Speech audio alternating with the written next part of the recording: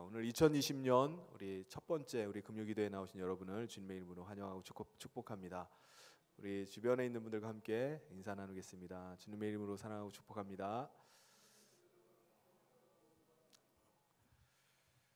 우리 한 번만 더 인사하겠습니다. 당신은 기도의 용사이십니다. 우리 신체 중에 가장 중요한 신체 부위가 뭐가 있을까요? 모든 게 다 중요하죠. 하나님이 다 필요하셔서 우리 몸에 다 기관들과 장기, 지체를 주셨는데 몸이 1000냥이라면은 눈이 900냥이라는 말이 있습니다. 그만큼 눈이 우리 몸의 여러 기관, 장기 중에 차지하는 비중이 굉장히 커요. 오늘 말씀에 보면은 앞못 보는 맹인한 사람이 나옵니다. 이 사람의 그 안타까움, 앞을 보지 못하고 이렇게 살아가는 삶에 대한 안타까움을 느낀 사람들이 있었어요. 야, 이 사람은 정말 앞을 보지 못하고 어떻게 이렇게 살아갈까? 그런데 그들에게 정말 놀라운 소식이 들렸습니다. 그것은 예수님이 그 길로 지나가신다는 소식이었어요. 예수님이 누구시죠?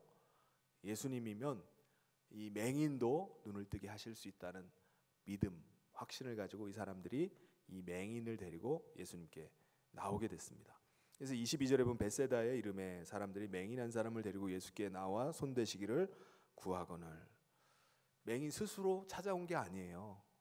분명히 이 사람을 정말 불쌍하게 여긴 사람들이 이 맹인을 데리고 나온 겁니다. 사람들이 맹인한 사람을 데리고 나왔다고 말씀합니다. 이 사람들이 이 맹인과 어떤 관계에 있는지는 나오질 않아요. 근데 분명한 것은 이 사람들이 이 맹인, 앞을 보지 못하고 이렇게 살아가는 그 사람에 대한 불쌍히 여기는 마음, 긍휼히 여기는 마음이 그들 가운데 있었다는 사실입니다. 그들은 예수님께 손대기를 구했어요. 손대기를 구한다는 게 뭐죠? 예수님 한 번만 만져주시면은 이 사람 나을 것 같아요. 우리가 나을 줄 믿습니다. 이 맹인 고쳐주셔야 됩니다. 예수님께서 그들이 데리고 나온 이유는 예수님이면 이 맹인을 고칠 수 있다는 믿음 때문이었습니다. 여러분, 우리 주변에도요 이런 맹인들이 있습니다. 실제 육신의 눈이 안 보이는 사람 말고 영적인 맹인들이 많이 있습니다. 또 자기 스스로 해결할 수 없는 문제에 휩싸여서 거기에 눌려 있는 사람들이 있습니다. 그런 사람들이 많이 있는데 오늘 우리는 그 사람을 어떻게 보고 있습니까? 당시에 이 맹인을 정말 불쌍하게 여긴 사람들이 예수님 앞에 이 사람을 데리고 나왔듯이 오늘 우리는 그 영적인 맹인들, 자기 스스로 문제를 해결하지 못하고 살아가는 이들에 대한 긍휼한 마음이 우리 가운데 있나요? 긍휼히 여기는 마음, 불쌍히 여기는 마음. 그 불쌍히 여기는 마음보다는 그냥 각자 자신의 삶을 그냥 사는 것이지 내가 뭘 관여해가지고 어떻게 하겠나라는 생각 때문에 방관할 때가 많이 있습니다.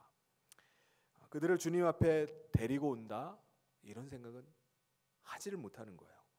그냥 수수방관하는 겁니다. 나도 살기 바쁜데 언제 그 사람을 챙기고 그 사람을 상관하겠는가라고 생각합니다. 예수님은 우리 같은 이런 마음을 가지고 사는 사람을 뭐라고 말씀하시냐면은 바리새인과 헤롯과 같다라고 이렇게 말씀하세요. 바리새인과 헤롯은 외식의 대명사입니다. 겉은 자신은 가장 의로운 사람이라고 가장 의로운 사람인 것처럼 또 자신은 가장 양심적인 사람인 것처럼 자신은 가장 사랑이 많은 사람인 것처럼 그렇게 말하고 그렇게 행동하지만 사실은 속에는 온갖 정욕과 이기심, 탐욕으로 가득 찬 사람, 겉과 속이 다른 사람을 외식한다고 말합니다.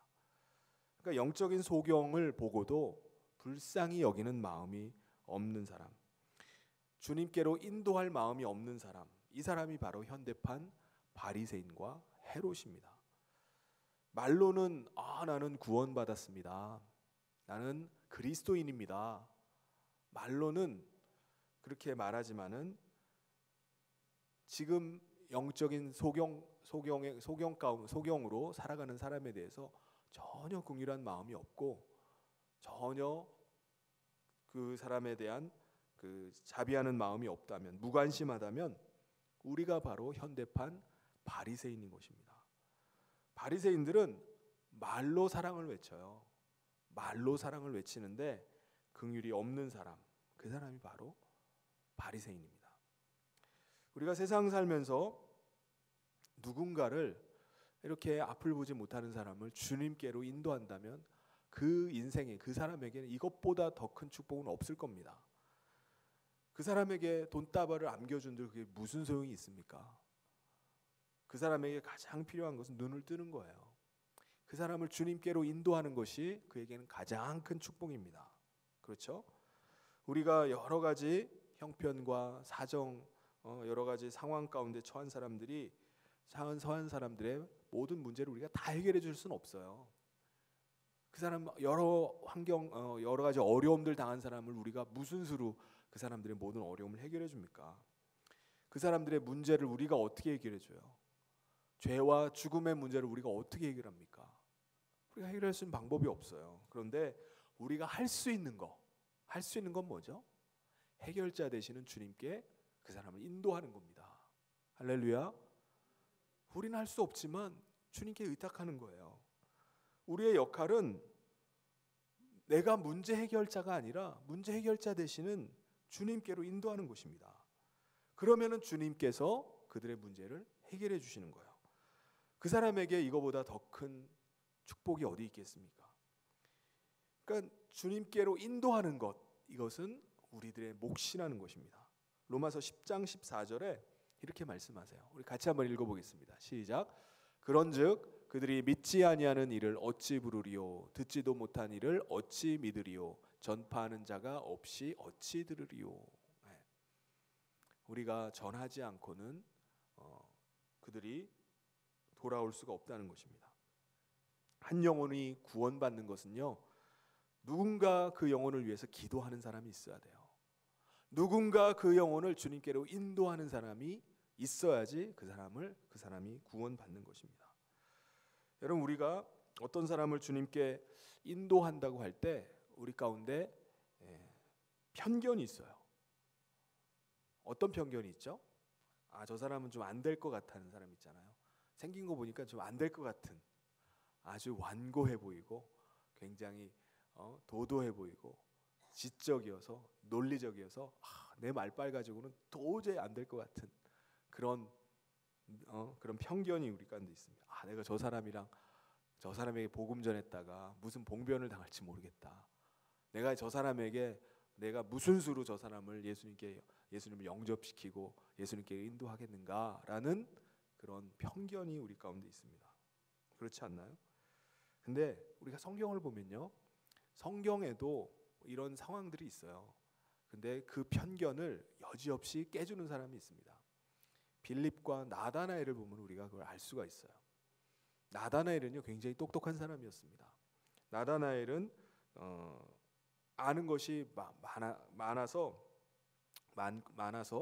구약에 대해서 정통한 사람이었는데 이 사람이 예수님에 대해서 아주 비판적이었어요. 그래서 빌립이 예수님에 대해서 말을 하니까는 나다나엘이 뭐라고 하죠?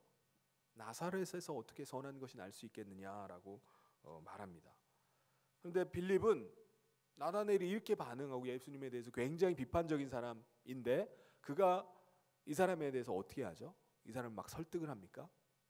뭐라고 하죠? 그냥 와봐라, 와보라는 거예요. 다른 말이 필요 없어요. 그냥 와서 봐. 그냥 우리가 사람을 구원하는 것이 아닙니다. 우리가 한 사람을 완전히 구원하는 것이 아니에요. 주님이 역사하실 수 있도록 우리는 그 사람을 주님 앞으로 인도하는 도구로 우리는 쓰임 받을 뿐입니다. 우리들에게 필요한 것은 바로 긍휼히 여기는 마음이에요. 이 맹인 한 사람을 예수님 앞으로 데리고 와서 예수님에게 손대주기를 바라는 그 마음, 이 사람을 정말 불쌍히 여기는 마음, 일생을 보지를 못하고 어둠 가운데 지내는 것에 대한 안타까움, 그에 대한 연민의 마음, 긍휼히 여기는 마음, 그리고 예수님이면 고칠 수 있다는 그 믿음. 이 긍휼의 마음과 이 믿음 가지고 주님께로 인도하는 거예요. 나다나엘이 결국 어떻게 되었죠? 나다나엘은 예수님을 영접했을 뿐만 아니라 예수님의 제자가 됩니다. 안 될 거라는 편견을 버려야 되는 것을 우리에게 보여줍니다. 그렇다면은 어떻게 하면 우리가 누군가를 예수님께로 인도할 수 있을까요? 어떻게 하면은? 기도해야 되죠. 기도해야 됩니다. 근데 우리가 기도의 내용은 다 내 필요들만 구할 때가 많이 있어요. 근데 기도의 내용이 바뀌어야 돼요. 우리가 하루를 시작하면서 기도할 때도 하나님, 내가 오늘 누군가를 오늘도 지쳐있는 영혼들을 주님 앞으로 인도하고 싶습니다. 그 기도가 우리 가운데 있어야 돼요. 그 사람을 좀 만나게 해주십시오. 그 한 사람을 만나기를 원합니다. 그 사람을 내게 붙여주십시오. 그러면 제가 그들을 주님께로 인도하겠습니다. 이 마음 가지고 하루를 시작하는 거예요. 나에게 그들을 그 사람을 긍휼히 여기는 마음을 주십시오. 이게 우리의 기도의 제목이 되어야 됩니다. 이렇게 기도할 때 하나님께서 분명히 우리를 통해서 그 사람을 만나게 하시고 그를 구원하게 하실 줄 믿습니다. 이 기도가 우리의 기도가 돼야 돼요. 우리가 구원받은 사람으로 이 땅에 사는 동안에 우리 자신만을 위해서 어떻게 살겠습니까? 이미 우리는 천국 백성이 되었습니다. 하나님 나라 백성이 되었어요. 하나님 나라 백성이 되었기에 팔복에서도 뭐라고 말합니까? 심령이 가난한 자가 복이 있다고 말해요. 의를 위해서 핍박받는 자가 복이 있다고 말합니다. 왜 그렇죠? 이미 하나님 나라 백성이 되었기 때문에 그래요. 이미 우리는 긍휼을 받았기 때문에 우리가 다른 사람에 대해서 우리가 긍휼히 여겨주고, 우리가 다른 사람에서 가난한 가운데 있다 할지라도 결코 거기에 대해서 힘들어하거나 괴로워할 필요가 없다는 거예요. 그래서 우리가 가련한 영혼, 곤고한 영혼들, 앞을 보지 못하는 영혼들, 고통하는 영혼들, 이 영혼들에 대한 긍휼한 마음이 있어야 됩니다. 여러분, 복의 근원 된다. 우리가 복의 근원 되게 해달라고 우리가 기도를 하지만 복의 근원 된다는 것이 뭐죠? 내가 복 받는 건가요? 하나님 복을 좀 많이 주세요라고 해서 우리가 복의 근원이 내가 복을 많이 받는 것이 아니라 나를 통해서 다른 사람이 복을 받는 것이 복의 근원입니다. 복의 통로가 되는 거예요.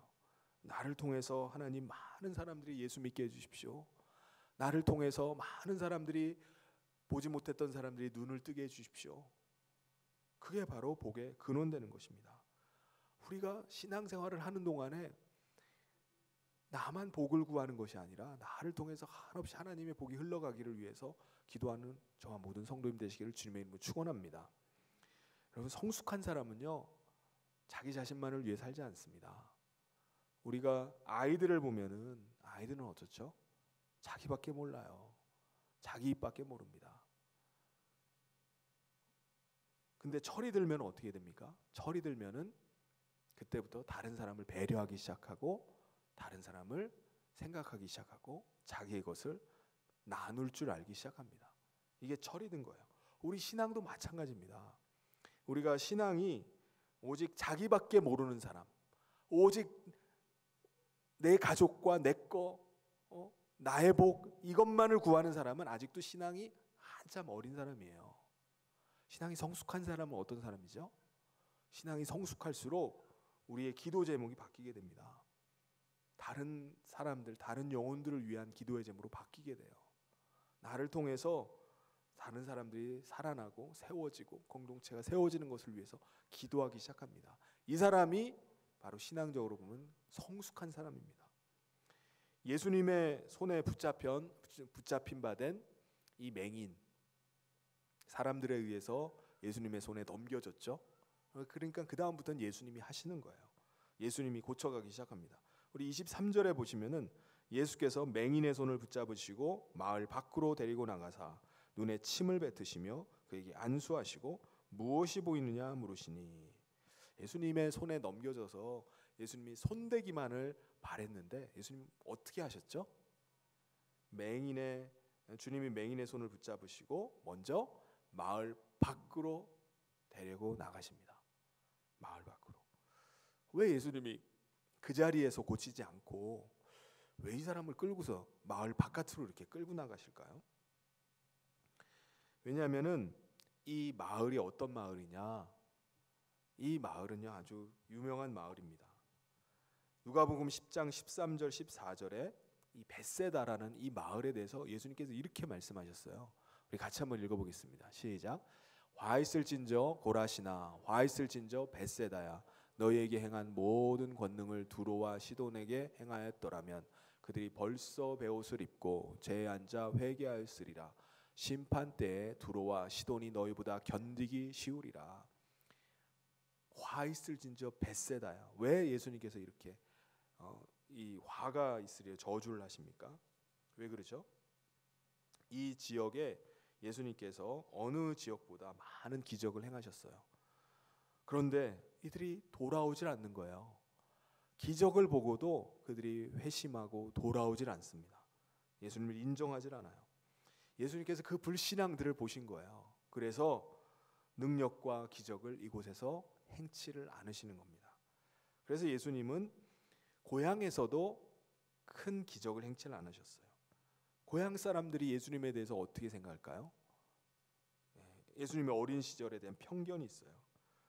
그래서 예수님은 이 소경을 데리고 벳세다 사람들 잔뜩 있는 이 불신앙의 사람들이 있는 곳에서 떠나서 마을 바깥으로 끌고 나오신 겁니다.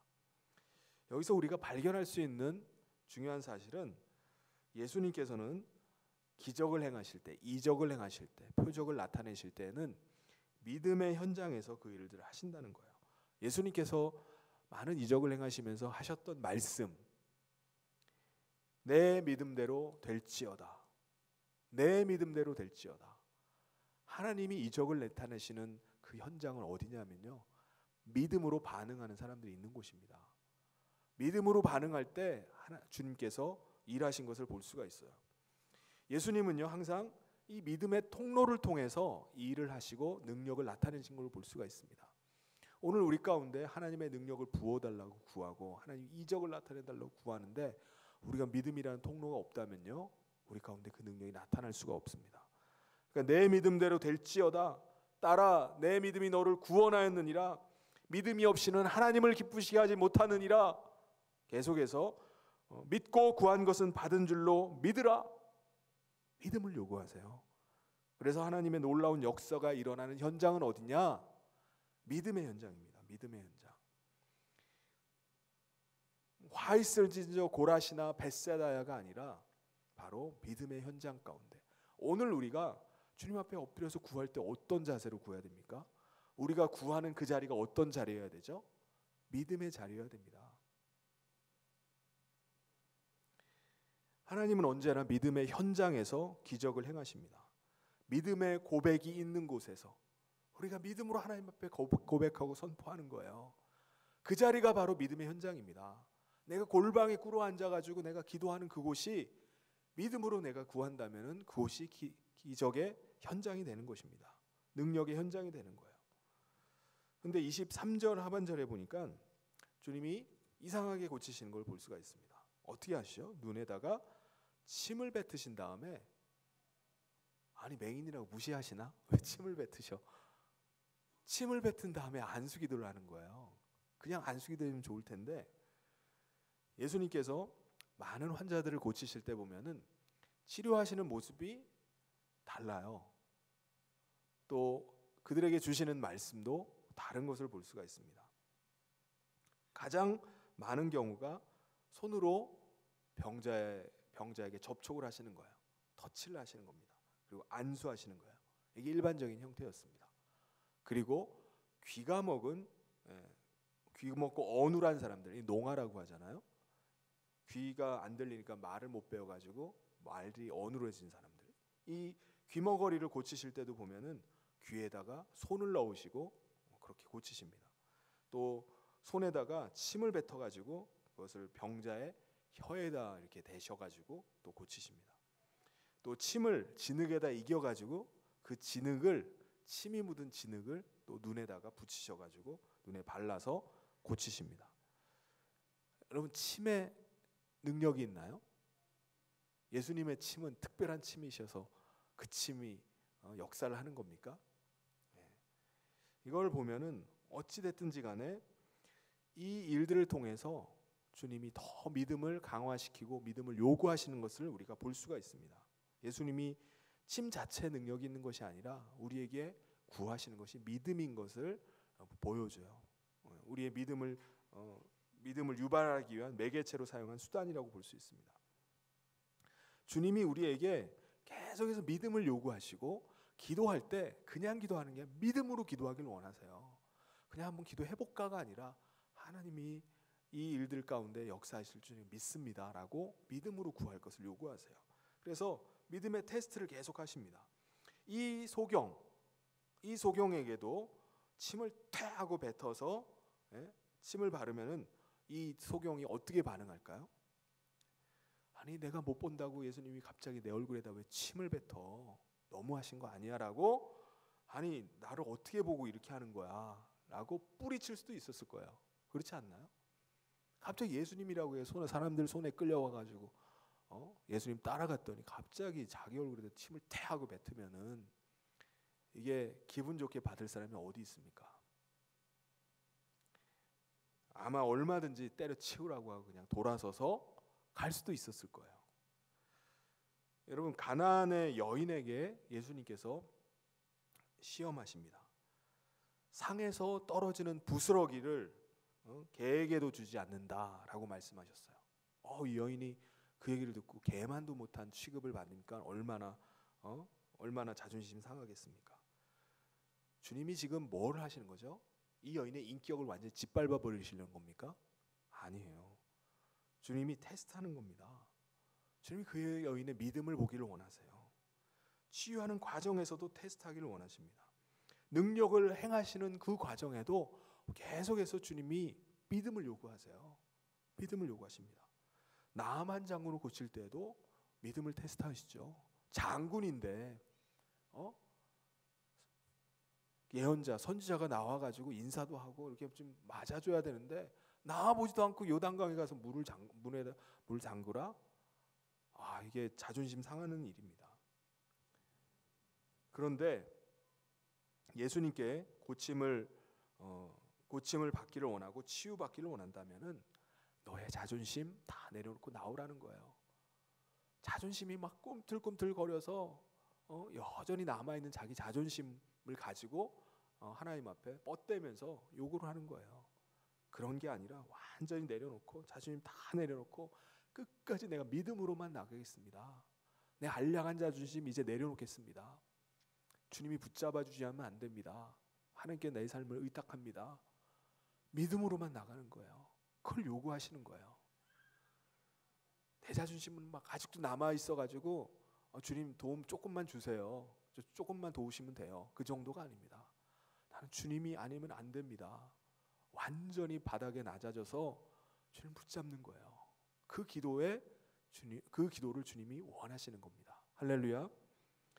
여러분, 치유받는 과정을 보면은 어떤 경우는 즉시 낫는 경우를 볼 수 있습니다. 즉시. 베드로의 장모는요, 열병으로 막 죽어가던 사람이 즉시로 나았다고 말씀합니다. 그래서 그 자리에서 예수님께 수종을 들었어요. 죽었던 사람이 즉시로 일어나는 것을 볼 수가 있습니다. 한순간에 즉시로 낫는 사람도 있는데 많은 경우는 점진적으로 차츰차츰 좋아지는 것을 볼 수가 있습니다. 그러니까 우리가 기도하고 하나님 앞에 간구하면서 기도할 때 지금 즉시로 낫지 않는다 할지라도, 지금 즉시로 뭔가 나타나지 않는다 할지라도, 지금 즉시로 응답이 없다 할지라도 우리가 믿음을 포기하지 말고 하나님의 일하심을 계속 바라봐야 됩니다. 그 믿음으로 계속해서 기도의 줄을 놓치지 않고 계속 기도하는 것이 너무나 중요해요. 이 맹인이 침 딱 뱉고 바로 눈이 팍 떠집니까? 아니에요. 그러지 않았습니다. 한순간에 낫는 사람도 있었지만 오늘 본문에도 보면은 주님이 안수했는데 안 났어요. 안 보여. 또 안수하는 거예요. 그러니까 시간이 지나면서 고침받는 경우가 있습니다. 우리가 문제 해결이 해결하는 방법도 한순간에 해결되면 얼마나 좋습니까? 짠하고 그냥 바로 응답이 떨어지면 얼마나 좋습니까? 그런데 시간이 흘러가면서 해결되는 경우가 많이 있어요. 특별히 어떤 한 사람이 변화되는 것을 보면요, 그 사람이 갑자기 돌아서 가지고 짠 해가지고 나 변했다고 이렇게 하면 얼마나 좋겠습니까? 바울처럼 그냥 주님 한번 딱 만나고 나서 확 회심해가지고 그 즉시로 막 복음 들고 나간 사람도 있지만은 그렇지 않은 사람들이 많이 있습니다. 마치 조금씩 양파 껍질이 벗겨지시 이 사람의 그 하나씩 하나씩 변화되어 가는 겁니다. 그러면서 사람이 변화돼 가요. 여러분, 그래서 우리가 누군가를 위해서 기도할 때 이 인내하는 기도가 필요합니다. 몇십 년째 기도하고 한다 할지라도 하나님이 분명히 이 사람을 변화시킬 것을 믿고 믿음으로 기도하는 거예요. 할렐루야. 성경을 보면 예수님께 구원을 요청하고 손을 내밀었던 사람들, 많은 사람들이 주님 앞에 손을 내밀고 구할 때 예수님이 거절하시질 않습니다. 한 사람도 돌아간 사람이 없어요. 이 사실이 중요해요. 우리가 이 사실을 믿고 구하는 거예요. 이 사람 지금 안 돌아오고 이 사람 변할 생각이 없는 것 같다 할지라도 주님 앞에 나오면 주님이 거절한 사람이 없어요. 반드시 이 사람을 주님 앞에 세우면은 이 사람도 주님이 외면하지 않는다는 믿음이 우리 가운데 있어야 됩니다. 사람들은 그 사람 안 돼, 꼴을 보니까 안 될 것 같아 라고 아무리 손가락질하고 비난하고 한다 할지라도 주님은 그 사람에 대해 정죄하지 않습니다. 사람들은 돌을 들어가지고 가늠한 현장에서 잡힌 여인을 향해서 돌을 들었지만은 예수님 뭐라고 말씀하셨죠? 죄 있는 자가 먼저 돌로 치라라고 말씀하셨습니다. 주님은 자신에게 찾아온 자들에 대해서 외면하지 않으세요. 그들의 문제를 아십니다. 그들의 상황을 아세요. 그가 왜 나에게 나왔는지를 알고 계십니다. 아픔을 아세요. 내 상황을 누구보다 잘 아십니다. 주님은 그 한 영혼이 돌아오는 것을 너무나 기뻐하시고 그것을 소중하게 여기십니다. 38년 된 병자, 12년 동안이나 혈류증을 앓던 여인, 나인성 과부 다 주님이 씻어주셨습니다. 우리가 주님이 불쌍히 여기는 그 마음을 가지고 우리도 그를 바라보고 기다리고 인내하고 그를 위해서 계속 기도해야 될 줄 믿습니다. 26절에 보면은 예수께서 그 사람을 집으로 보내시며 이르시되 마을에는 들어가지 말라 하시니라. 집으로 보내시면서 이제 마을에는 들어가지 말라는 거예요.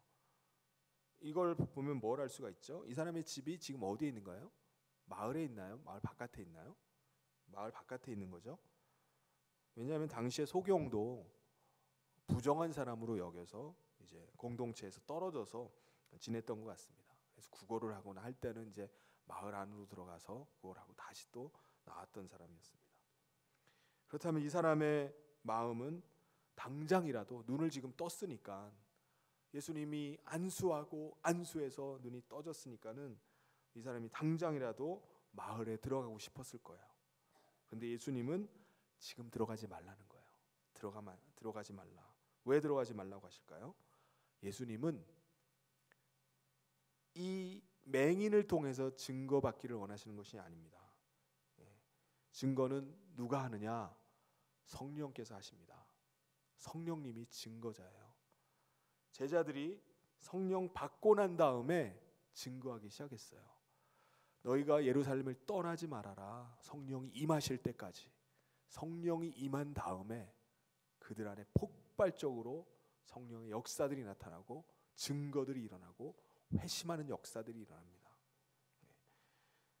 성령님의 역사를 성령님은 인격적이세요.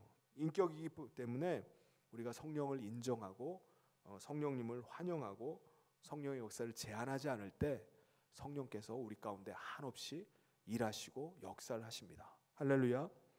성령님의 역사를 제한하는 곳에는 성령님도 역사하지 않으세요. 인격이기 때문에 그래요. 우리가 성령님을 얼마나 존중하느냐에 따라서 인정하느냐에 따라 성령님이 그대로 우리에게 반응하십니다. 하나님의 사람의 행복이 뭐겠습니까? 하나님의 임재 가운데 있는 것입니다. 성령의 충만함 가운데 있는 거예요.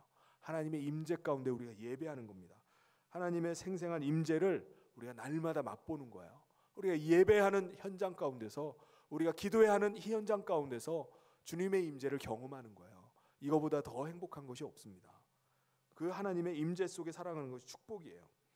우리 하나님의 임재를 경험하고 하나님의 임재를 사모하기 때문에 우리가 오늘 이 저녁에 나온 거 아닙니까? 세상 사람들이 우리를 보면 뭐라고 하겠습니까? 정신 나간 사람들 아닌가라고 말할지 모르지만은 우리가 왜 이 시간에 모입니까? 하나님의 임재를 구하는 거예요. 성령의 일하심들을 구하는 겁니다. 그것이 우리 믿는 자에게 가장 큰 기쁨과 행복입니다. 여러분, 오벳 에돔의 집이 큰 복을 받았어요. 오벳 에돔이 누구죠? 그 집에 하나님의 임재를 상징하는 언약궤가 3개월 동안 머물러 있었습니다. 이 언약궤로 인해서 블레셋 지역으로 넘어갔다가 재앙이 자꾸 생기니까는 넘겼다가 보관할 사람이 없었어요. 그런데 오벳 에돔이라는 사람은 하나님의 임재를 상징하는 이 언약궤를 직정성으로 잘 모셨습니다. 그 결과 그 집과 그 소유물이 큰 복을 받았다고 말씀합니다. 그 자손들이 복을 받게 됐어요. 여러분, 하나님의 임재가 없다면은 그 교회 공동체는 더 이상의 교회라고 말할 수 없습니다. 하나님의 임재가 있어야 됩니다. 아무리 많은 사람들이 구름같이 몰려 있는 곳이라 할지라도 그곳에 하나님의 임재가 없다면은 그것은 그냥 이가봇이에요. 하나님의 영광이 떠난 것입니다. 수많은 사람들이 모여 있는, 몇만 명이 모여 있는 운집한 야구장에, 그곳에 야구장이 있는 것이 무슨 의미가 있습니까? 야구장처럼 모여 있다면, 그곳에 하나님의 임재가 없다면은 의미가 없습니다. 하나님의 영광이 떠나버리는 것이 아니라 하나님의 영광이 있는 교회가 돼야 돼요. 그래서 하나님의 임재가 충만한 그 공동체, 하나님께서 그 공동체를 통해서 일하시고 또 오늘도 하나님께서 능력을 한없이 부어주시는 그런 교회가 될 줄 믿습니다. 그런 공동체, 그런 하나님의 역사가 한없이 나타나는 교회를 위해서 우리 오늘 이 밤에 함께 기도하는 저와 모든 성도님 되시기를 주님의 이름으로 축원합니다. 같이 기도하도록 하겠습니다. 하나님 아버지, 감사합니다. 한 사람을 정말 불쌍하게 여기고 또 그 사람을 예수님께 데리고 왔던 사람들과 같이 오늘 우리가 긍휼한 마음, 한 영혼을 살리고자 하는 그 마음을 우리 가운데 부어주시기를 소원합니다. 우리의 기도 제목이 내 자신만을 위해서만 기도하는 것이 아니라 우리가 다른 영혼을 놓고 기도하고 또 우리 공동체를 위해서 기도하는 성숙한 믿음 되게 하여 주시옵소서. 특별히 하나님, 오늘 이 밤이 성령의 임재하심 또 충만케 하심을 경험하는 오늘 이 밤 되기를 원합니다. 하나님, 세상에 우리가 속한 것으로 세상 가운데 나간 것이 아니라 주님 앞에 나와서 주님의 임재를 구하오니 이 시간 가운데 충만하게 역사하여 주시고 이 시간 사모하는 심령들에게 성령의 능력이, 성령의 역사가 임하게 하여 주시옵소서. 예수님 이름으로 기도하옵나이다.